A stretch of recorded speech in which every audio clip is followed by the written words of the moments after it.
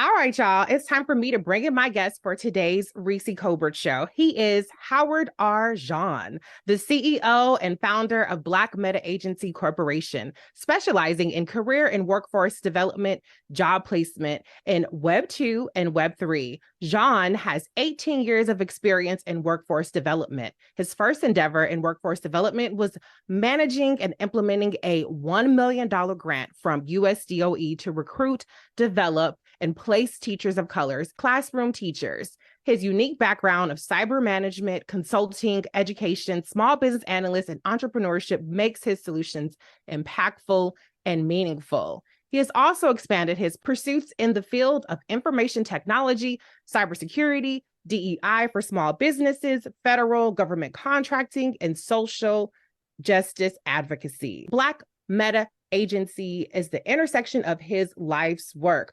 Welcome, Howard R. John. How you doing? Well, good to be here, man. I'm excited. I'm so excited to have you here. We run into each other out in these DC streets. And when I saw that you recently were awarded the U.S. Black Chamber Power 50 Under 40 presented by Wal-Mart Award, I was like, I need to have you on the show. So congratulations, first and foremost.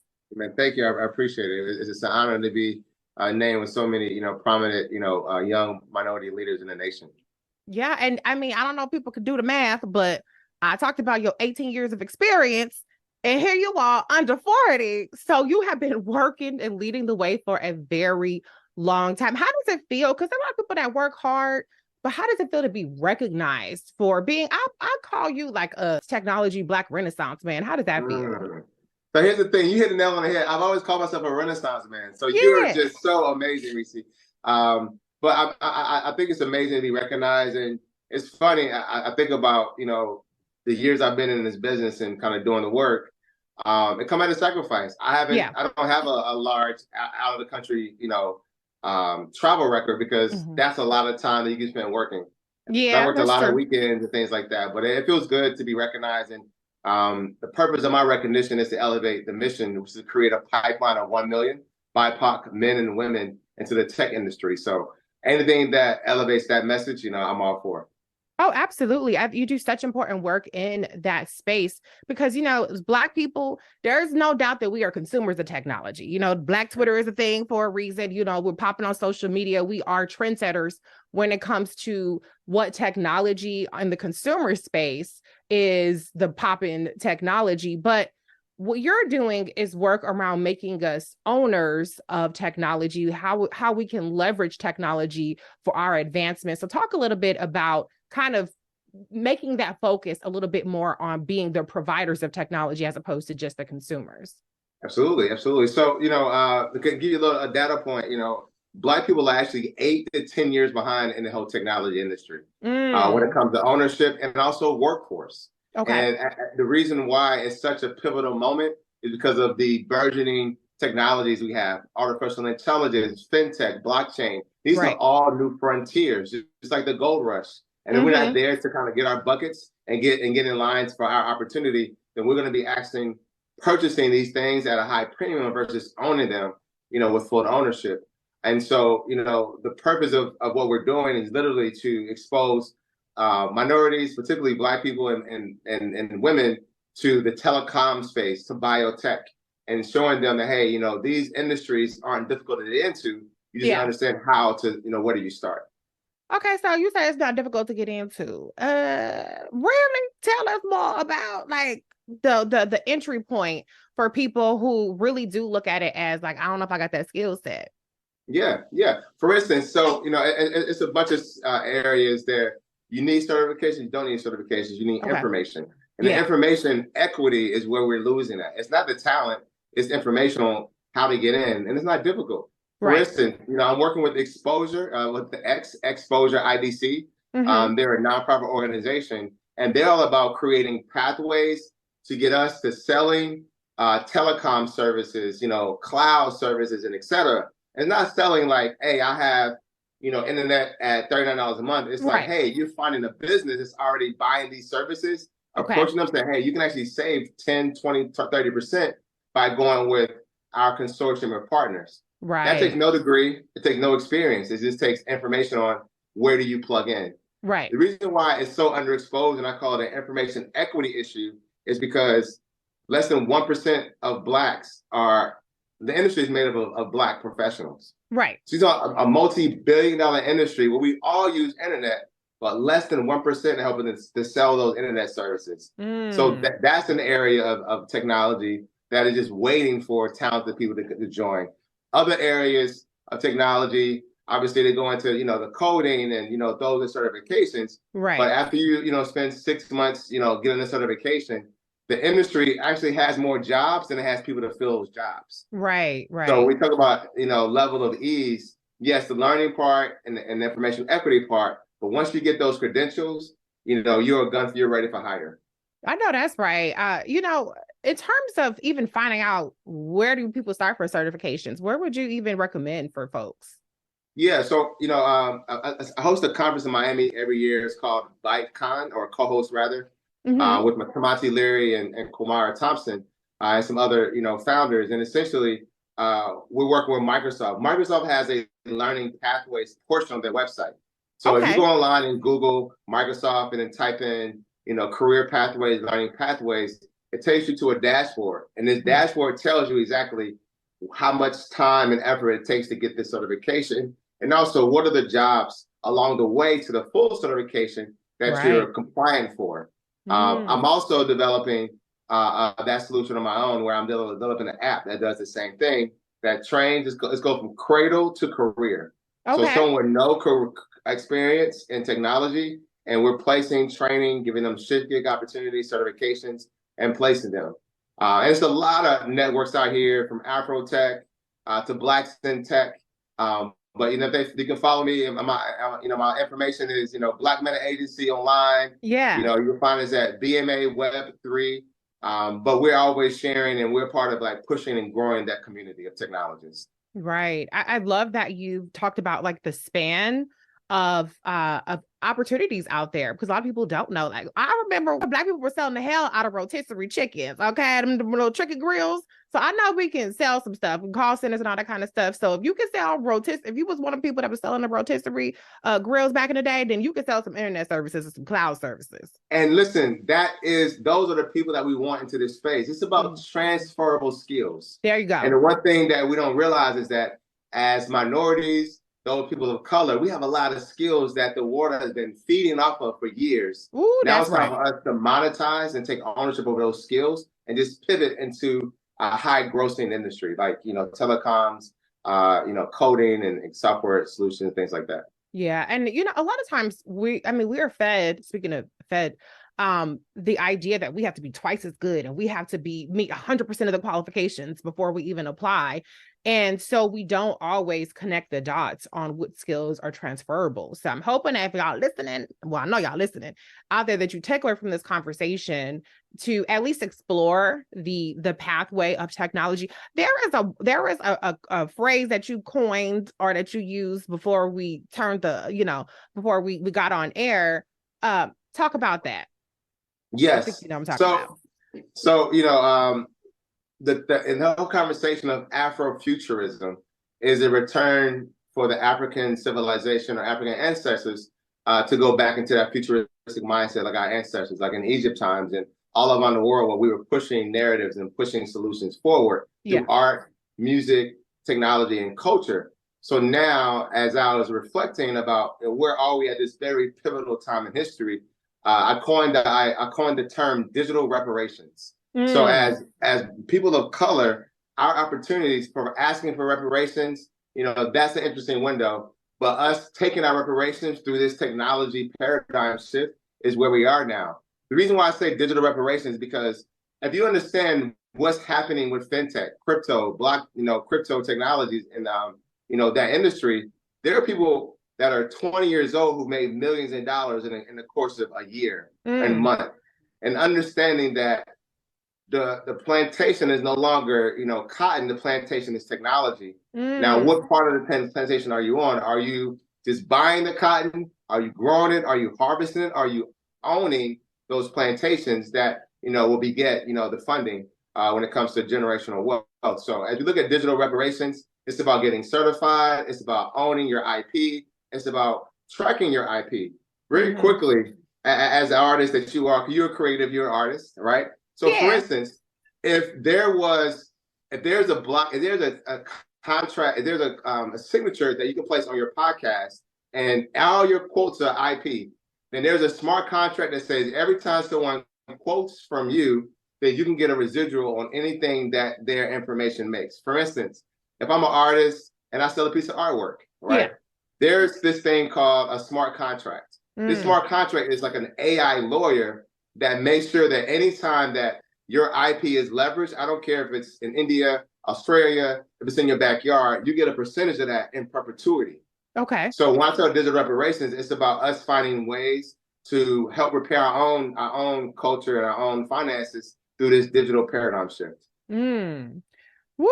Look, that all sounds like an incredible opportunity, and I gotta figure out how I can get in on that. But it also sounds completely overwhelming and foreign. And I'm actually like, I have a finance MBA, I have a business economics degree, accounting minor, and it still sounds foreign to me. So you're piquing my interest with all these things that you're saying.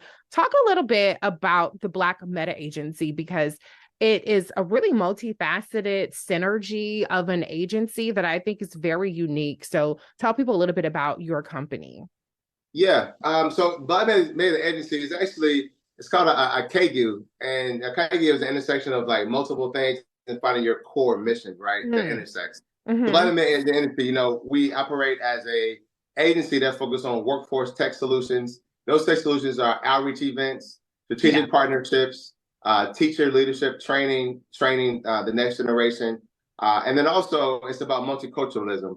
And we know that in order for us to find anything interesting, they got to be cool. They got to be, in culture. So, because of, where we sit at the intersection of technology, workforce, entrepreneurship, we have a chance to do some really hybrid type of engagement. So some engagements are working with higher education institutions. Some are actually hosting really cool events like cigar, cryptos, and conversation, right? Cocktails and talking about crypto.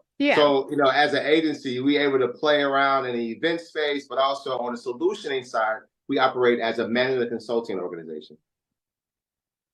Okay, what I'm interested in whenever I'm talking to folks like you who are doing work in kind of like the DEI space and the trying to expand the pool of that looks like us in these spaces, is how is that being impacted by this anti-woke movement, this political moment that we're in? I know that, the work that you do, a lot of it is in corporate social responsibility and things like that. Do you find that it's more challenging, that the appetite from a lot of these companies is decreasing, or do you find that, it's about the same? Just give me an idea about how that's, how you're navigating this space with the kind of work that you're doing. That's a great question. A lot of this started, well, I say a lot of this, but there was an initiative by the 110 org where Ken Chenault, the president of American Express, they created this pipeline of, getting, I think, 10 million people in tech, some to that extent, in the course of, 10 years. That kind of broke the ice. Corporate America started hinting at accountability, right? And then, once things kind of leveled out, now it's time for those that heard the call to keep them accountable. So I say that, we are early on into this whole, diversity, DEI play in technology. Unfortunately, the affirmative action piece is going against a lot of the work that has been done prior to trying to get us there. However, the timing of it all is that, it's a new industry. It's a new opportunities, new industry. There are a lot of allies now that are kind of stepped up to the plate, in organizations and externally focused. So I think this is one of the better times for us to have this movement. Internet access has become better. There's still an equity issue there. However, it's an easier conversation to have now than it was 10 years ago. Right. That's a good point. I mean, ultimately, the accountability part was always the rub, like, because people can make a pledge and people can put out a goal, but in order for that to be consistently execute it, somebody has to hold them accountable. And so the other thing I wanted to bring up is you talked about like your efforts around outreach. And that's so important because I know as a person who has a career in corporate America as well, that a lot of times they pull from people that are already there. And if the people that are already there don't look like us, then how are we going to get our foot in the door? If the people, you know, it's not even a rec that's being put out, a requisition that's being put out for a job, or the interviews are stacked with, you know, the homies or the cousins or whoever of current employees. So outreach is so important. But one of the things I want to talk about too is your work around with the Greater Washington, D.C. Black Chamber of Commerce, because a lot of times we have in our mind, and maybe I'm stereotyping, if I am, you know, my bad, but I feel like a lot of times as Black people, we feel like we have to like pull ourselves up by our bootstraps and kind of go at it alone when we have an idea, a business that we want to start. But in following your work, I realize that there are a lot more resources than people probably are aware of that are out there. So talk a little bit about what having the infrastructure, the institution like the Greater Washington, D.C. Black Chamber of Commerce or any Chamber of Commerce could do for those out there that are wanting to get into entrepreneurship. Yeah. First of all, you know, shout out to the U.S. Black Chamber and shout out to the Greater Washington Black Chamber. They enlightened me. You know, had I not been able to be exposed to, you know, the U.S. Black Chamber and et cetera, I would have known about the value proposition that chambers offer, particularly those chambers that focus on minorities. One thing about chambers that those listening today, there are majority chambers, they're minority chambers. The majority chamber is, you know, the billion-dollar corporations like, you know, the internet providers and, you know, the major corporations and foundations are a part of. Yeah. Those smaller ones like the Hispanic and LGBTQ and minorities and Blacks and women chambers, they actually are helping us to hopefully one day get to that, you know, that majority chamber model or position. So essentially, we do a lot of mobilization of technical resources, funding, support. There are a lot of successful businesses that are in the consortium. So now you have a network to kind of pull and barter services from. Some chambers focus on technical assistance, which is training you on how to, you know, do the business plan and, you know, do the business infrastructure support. The Greater Washington Black Chamber, we're hyper-focused on business development, helping companies find contracts. Because we are positioned in the DMV within the government contracting, you know, beltway, we don't have to compete and double the resources that are provided in Prince George and Maryland, other parts of Maryland and Virginia. Yeah. We can let them do the technical, and locally we focus on business development.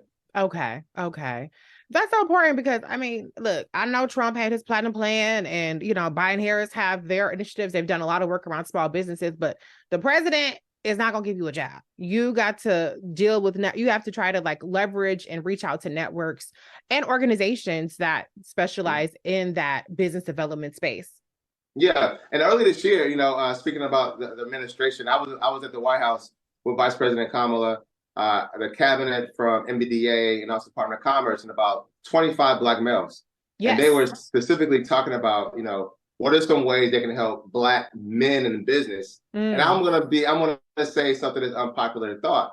There's a lot of resources for Black women in business. I think it's been amazing. Corporate America, Chase, foundations, but it's not a lot of resources for Black men in business. And once you really look at it, and you know, that conversation was created because they know that we're being overlooked, and they lost our vote tremendously because they weren't focused on the Black male vote and Black male businesses. So I'm very excited at, you know, the potential that we have now to really, you know, raise that conversation and, you know, get other allies outside of the White House to kind of join the movement to support and fund Black male businesses. I actually had an accelerator for Black entrepreneurs where I actually made about 3 millionaires out of my accelerator. So, you know, I put my money in my wealth is, but still need more support. Yeah. Well, I'm so glad you brought up that conversation because that is, or that event, because that's one of the events that I do try to say, hey, y'all, like, I know you're trying to sit up there and say that nobody is paying attention to Black folks in this administration, but the reality is those kind of conversations that you were a part of, which I didn't know you were a part of that, but that's wonderful, are really important, and they can lead to things. And another thing, I know that like with Vice President Kamala Harris, she's very big on public-private partnersip and leveraging her Rolodex and things like that. Now, I don't know if she can't be calling up like Wal-Mart or something like that personally, but I know that's very important to her. So I'm glad you were part of that. And I'm glad you were part of my show today. Tell folks Yeah. I'm honored. I'm honored. I'm honored. Oh, the honor is all mine. Tell folks how they can follow you and the wonderful work that you do. Yeah, so you can find us at bmaweb3.com. If you just type in Black Meta Agency anywhere online, you'll find our social media. My personal handle is Howard, R as in red, Jean, HOWARD, RJEAN. All over the internet, website, Twitter, LinkedIn, Facebook, all of that stuff. And also, we're easy to be in contact. You can call us actually at 202-709-6582. I know it's old school, but if y'all want to pick up the phone, shoot us a text. We still, we find all ways to get in contact with people. And our website, our email is CEO@bmaweb3.com. I love that you had a phone number, and that's how you get equity, because not everybody has, know how to navigate the internet, but some people will pick up the phone and call. So I love that you did that. Howard, thank you so much for joining me here today. I would love to have you back when you got something else to plug or whatever. And yeah, good talking to you. Oh, I got something for you. It's going to be amazing. And, you also maybe be able to be an affiliate partner of some cool stuff too, because of your platform you sit on. So look forward to working with you and your audience in the future. I love that. Okay, then you have a good one. All right, take care. Peace.